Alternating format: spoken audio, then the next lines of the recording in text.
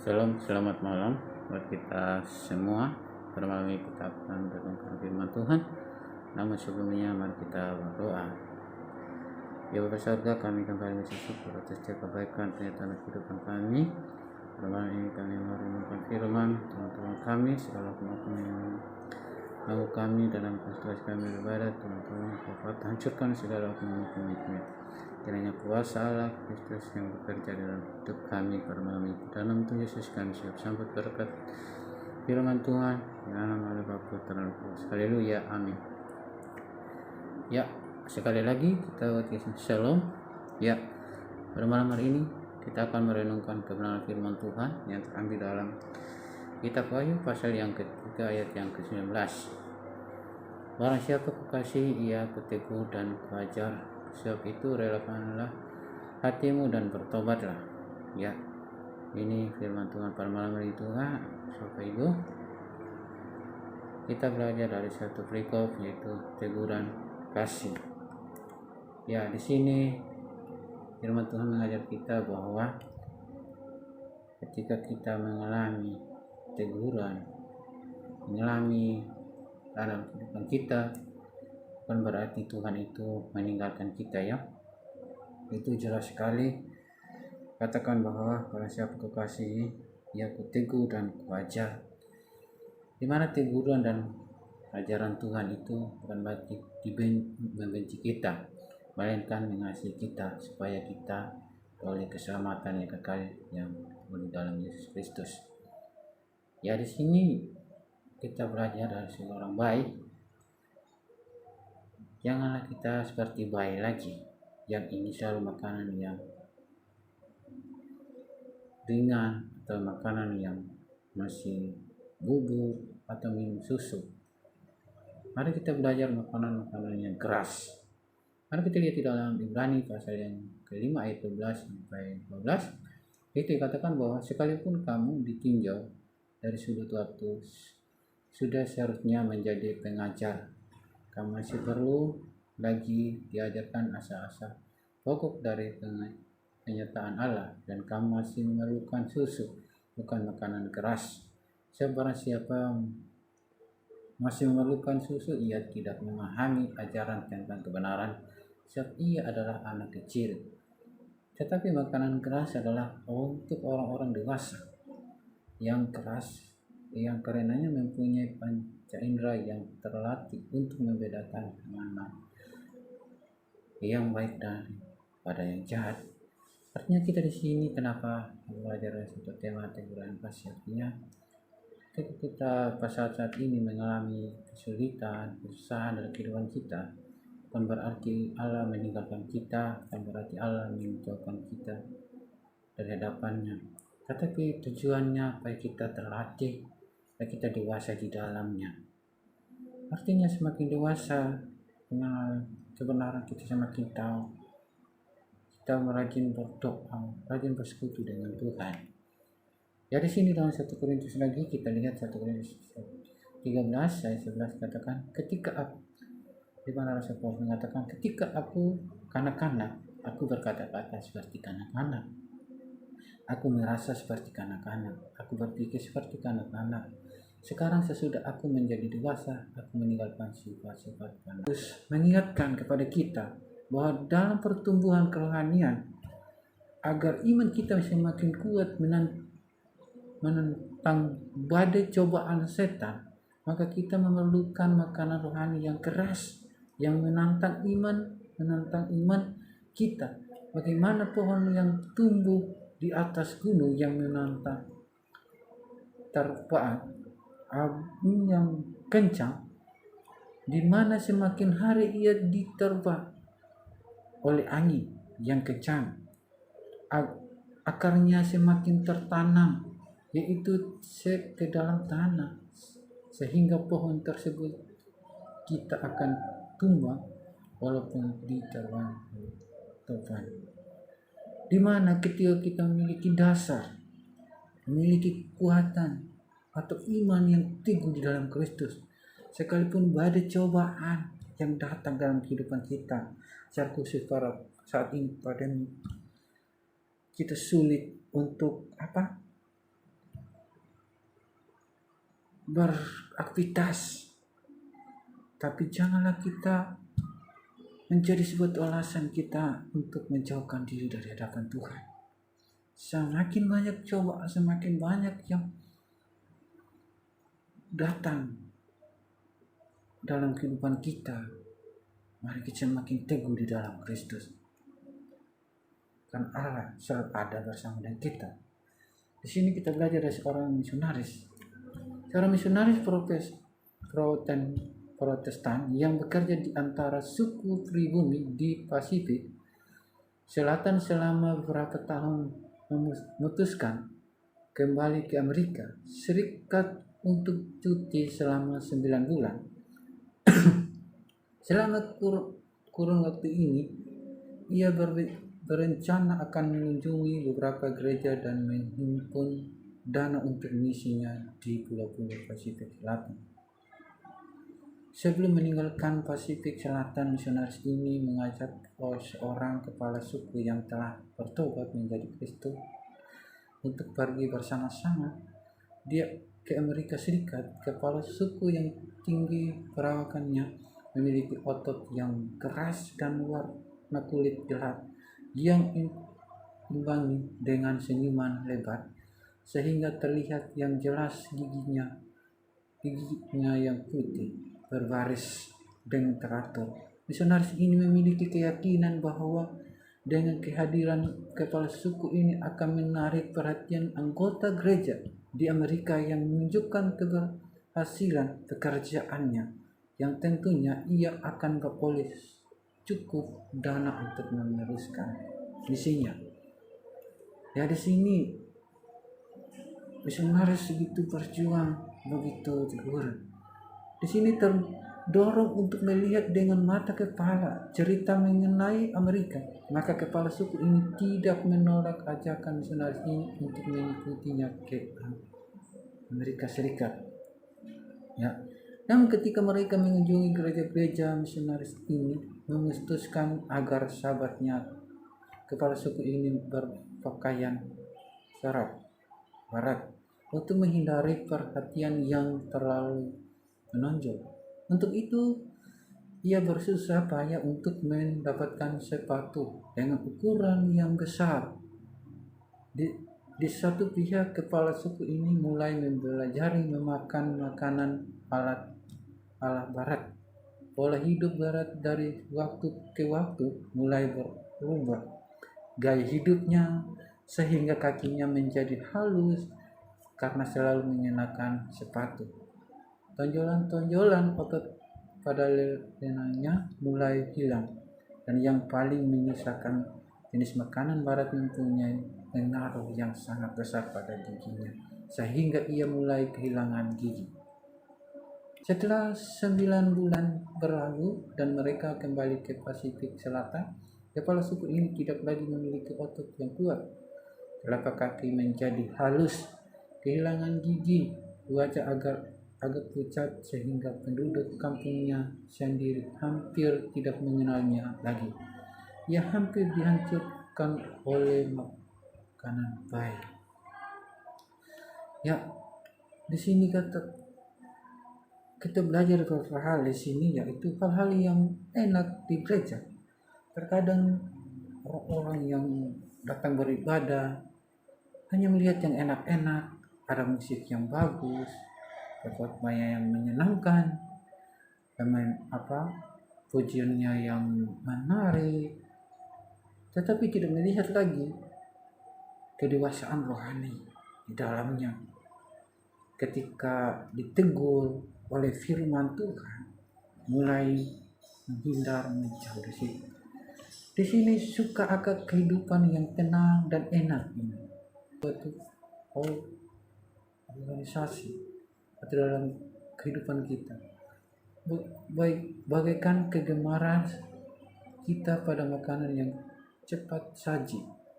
Kita sedang dinabobokan oleh permukaan kopi yang cepat saji, yaitu jenis kopi yang menyajikan kenyamanan, semuanya baik-baik saja, serta terserah Anda, yang penting Anda datang ke gereja kembali. Ketika orang berbuat dosa dibiarkan, ketika orang melakukan yang tidak baik kita biarkan, itu adalah kasih yang tersembunyi. Marilah kita menegur dengan penuh kasih, penuh cinta pada orang lain, supaya mereka mengenal Kristus dengan sungguh-sungguh. Ya, di sini tegurlah atas nama kebenaran. Artinya kita menegur atas dasar kebenaran, bukan atas dasar kesalahan. Jangan kita merubah yang salah menjadi benar, yang benar menjadi salah. Dari sini kita dapat lihat di dalam Yesaya 33 ayat 7, dan engkau anak manusia, aku menetapkan engkau menjadi penjaga bagi kaum Israel. Bila mana engkau mendengar sesuatu firman daripadaku, peringatkanlah mereka demi namaku. Artinya, mari kita sering mengingatkan firman itu, kita melakukan firman itu. Ketika ada yang melakukan kesalahan, mari kita yang sudah mengenal, kita mengingatkan akan firman itu. Karena Allah begitu mengasihi setiap manusia yang salah. Terkadang yang salah kita tidak menegur. Dapat dalam Yesaya 33 ayat yang ke-8 katakan di sini, teman-teman. Kalau aku berfirman kepada orang jahat, hai orang jahat, engkau pasti mati, dan engkau tidak berkata apa-apa untuk memperingatkan orang jahat itu, supaya bertobat dari hidupnya. Orang jahat itu akan mati dalam kesalahannya, tetapi aku akan menuntut pertanggungjawab atas nyawanya sendiri daripadamu. Artinya, ajakan kita di sini supaya kita menyampaikan firman, melakukan firman itu. Tetapi jika engkau peringatkan orang jahat itu supaya ia bertobat dari hidupnya, tetapi ia tidak mau bertobat, ia akan mati dalam kesalahannya. Tetapi engkau telah menyelamatkan nyawamu. Artinya, intinya kita menyampaikan, memberitakan Injil itu, tugas dan tanggung jawab kita. Entah itu dia percaya atau tidak, sampaikan berita itu. Di dalam Yesaya 58 ayat 1, serukanlah kuat-kuat, janganlah tahan-tahan, nyaringkanlah suaramu bagaikan sangkakala, beritahukanlah kepada umatku pelanggaran mereka dan kepada kaum keturunan Yakub dosa mereka. Artinya, kita kasih tahu kesalahan mereka, kita menyampaikan Injil itu, kita tidak melihat siapa dia. Ketika dia salah, ayo ingatkan, tidak baik apa yang mereka perbuat, tegurlah yang salah. Di sini dikatakan, pada kita melihat cerita ini, pada suatu hari ketika Abraham Lincoln sedang berkendaraan pulang dari gereja, sekretarisnya yang mendampingi Tuan Presiden bertanya, Tuan Presiden, seberapa jauhkah Tuan Presiden menyukai akan khotbah yang disajikan oleh pendeta yang terkenal itu? Dengan dingin Abraham Lincoln menjawab, tidak begitu banyak. Sang sekretaris terkejut karena pengkhotbahnya adalah pendeta yang sangat terkenal. Itu sebabnya ia bertanya lagi, apa alasannya? Tuan Presiden menjawab, tidak, dia tidak menyuruh saya untuk melakukan apa-apa. Khotbahnya begitu manis, enak didengar, membawa pendengar terlena dan tertidur dalam lumpur dosa, karena ia tidak menyuruh saya untuk melakukan apa. Artinya, ketika menyampaikan firman, jangan yang manis-manis, tetapi nyatakanlah kesalahan. Mari kita sebagai orang-orang yang sudah percaya kepada Kristus, kita sungguh-sungguh kita makanan rohani yang keras. Jangan lagi masih bubur susu. Ya, cara menegur orang yang bersalah, Di sini kita dapat melihat dalam Matius 14 ayat 15, apabila saudaramu berbuat dosa, tegurlah dia di bawah tempat mata. Jika ia mendengarkan nasihatmu, engkau telah mendapatkan kembali. Jika ia tidak mendengarkan, engkau olah seorang atau dua orang lagi, supaya atas keterangan 2 atau 3 orang saksi perkara itu tidak disangsikan. Artinya kita menegur orang dengan 4 mata atau 2 orang. Kita menasihati, mengarahkan ke jalan yang benar, bukan melepaskan ke jalan yang terus tertidur di dalam dosa. Ya, jika ia tidak mau mendengarkan mereka, sampaikanlah soalnya kepada jemaat. Dan jika ia tidak mau juga mendengarkan jemaat, pandanglah dia sebagai seorang yang tidak mengenal Allah atau seorang yang cukai. Itu jelas.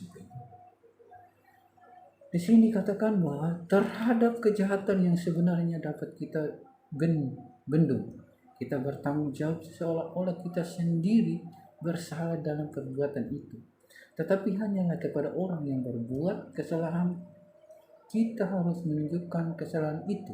Jangan hendaknya kita menjadikannya suatu buah mulut atau kritik di antara kita sendiri. Meskipun sesudah mengatakannya kepada sidang, kita tidak boleh mengulanginya kepada orang-orang lain dengan leluasa. Suatu pengetahuan tentang kesalahan orang Kristen hanyalah menjadi penyebab sandungan bagi dunia yang tidak beriman. Kita menceritakan ke orang lain, oh dia begini, tapi kita tidak datangi dia untuk mengarahkan dia. Tidak, jangan kita ulang kesalahan itu. Mari kita ajak dia untuk tetap mendekatkan. Sementara kita berusaha memperbaiki kesalahan seorang saudara, Roh Kristus akan menuntun kita untuk melindungi sedapat-dapatnya dari kritik di pihak saudaranya sendiri, sekalipun dan tambahan pula dari celaan dunia yang tidak beriman. Kita sendiri bersalah dan memerlukan belas kasihan dan pengampunan Kristus. Dan sebagaimana kita ingin diperlakukan. Ya, dan tambah pula dari kecelaan dunia yang tidak beriman, kita sering bersalah dan memerlukan belas kasihan dan pengampunan Kristus. Dan sebagaimana kita ingin diperlakukannya, demikian juga ia memerintahkan kita untuk memerlukan satu dengan yang lain. Artinya, cara menegur orang yang bersalah adalah kita memanggil dia secara pribadi, mendatangi dia, bukan menceritakan, mengkritikkan perbuatannya. Itu namanya teguran yang penuh kasih.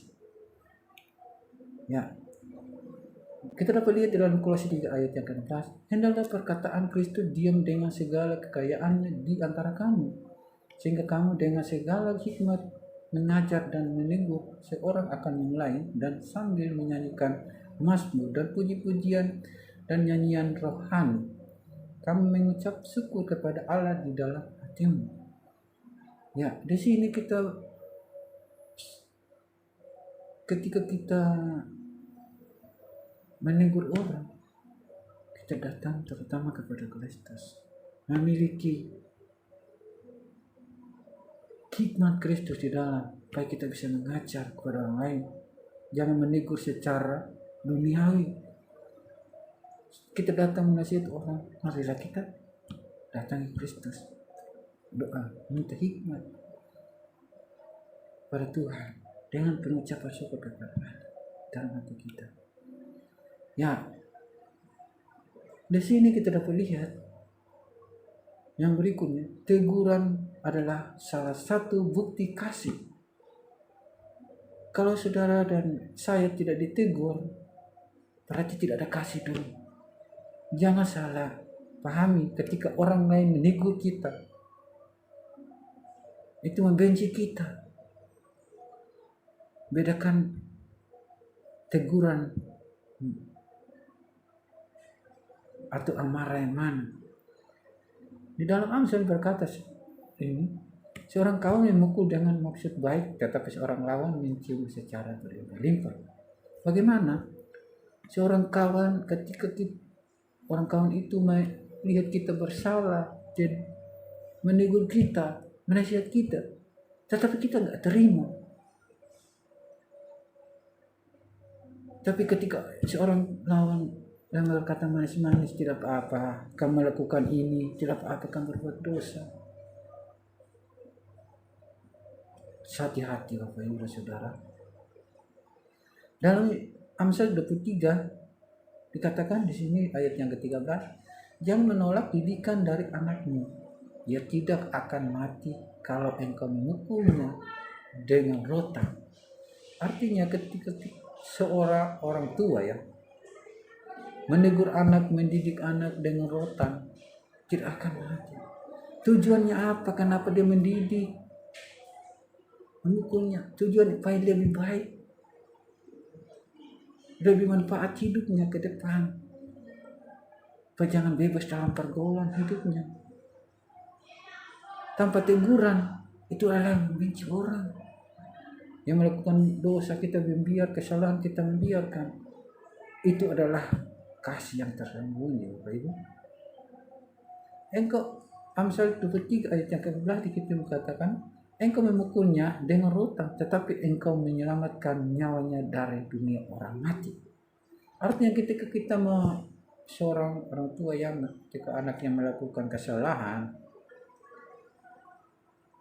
jahat, itu memukulnya, tujuannya apa? Menyelamatkan dia dari dunia yang ini. Ya, lebih bagus ditegur daripada dibiarkan ya. Ya, selanjutnya pasal 3 ayat 19 ini berkatakan tadi yang kita itu, pada siapa ku kasih, ya ku tegur dan ku hajar, sebab itu relakanlah hatimu dan bertaubat. Tapi di sini katakan, yang Allah kasih dia tegur, dihajar. Memang rasanya sakit, tidak mampu. Tapi tujuannya apa? Jangan keraskanlah hatimu, relakanlah itu teguran itu, ajaran itu, supaya kamu diselamatkan oleh Kristus. Dan Amsal 28 katakan juga di sana, siapa menegur orang akan kemudian lebih disayangi daripada yang menjilat.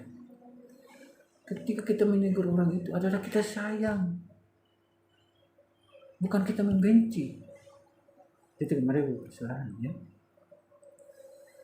Ya, di sini katakan yang selanjutnya, relakanlah hatimu untuk menerima teguran.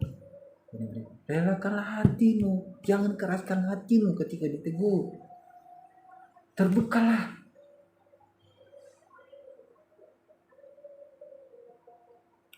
Dan bertobatlah ketika masih hidup. Bukan berarti saya saudara yang sudah sempurna, tapi kita belajar. Apa yang berikut adalah bertobatlah.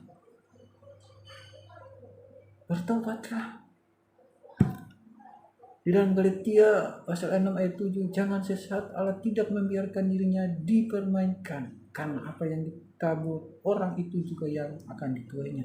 Nanti coba ibu saudara, saya juga diingatkan ini. Maka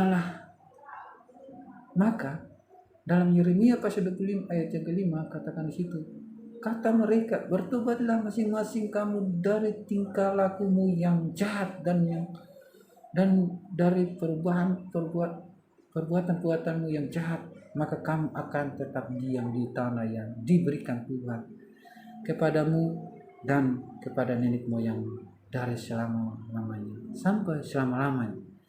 Ketika kita bertobat menerima Kristus, teguran itu, kita akan menerima janji Allah, yaitu keselamatan yang kekal. Kenapa? Bertobat supaya kita menerima keselamatan itu, hidup yang kekal. Dalam Yesaya 18 ayat 32, sebab aku tidak berkenan kepada kematian seseorang yang harus ditanggungnya. Demikianlah firman Tuhan Allah, Oleh sebab itu bertobatlah supaya kamu apa? Hidup. Ayat yang berikut, supaya kamu hidup. Itu Bapak Ibu. Tujuan teguh supaya kita dihajar itu adalah supaya kita berubah dari yang tidak baik menjadi baik, yang mungkin dulu masih yang salah kita ubah. Dalam Kisah Para Rasul pasal 3 ayat 19, karena itu sadarlah dan bertobatlah supaya dosamu dihapuskan. Itu tujuannya teguran Ibu yang kasih. Nah, sebab apa? Dalam Matius pasal 4 ayat 17, sejak waktu itulah Yesus memberitakan, bertobatlah sebab kerajaan surga sudah dekat. Itu diingatkan. Tujuan bertobat, sebab kerajaan sudah dekat. Akan datang. Karena sudah datang.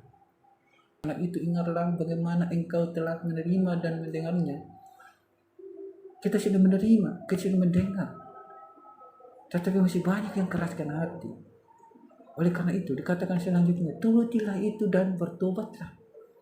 Karena jika engkau tidak berjaga-jaga, aku akan datang seperti pencuri dan engkau tidak tahu pada waktu manakah aku tiba-tiba datang kepadamu. Oleh karena itu kita persiapkanlah diri kita dengan teguran itu dan nasihat daripada firman Allah.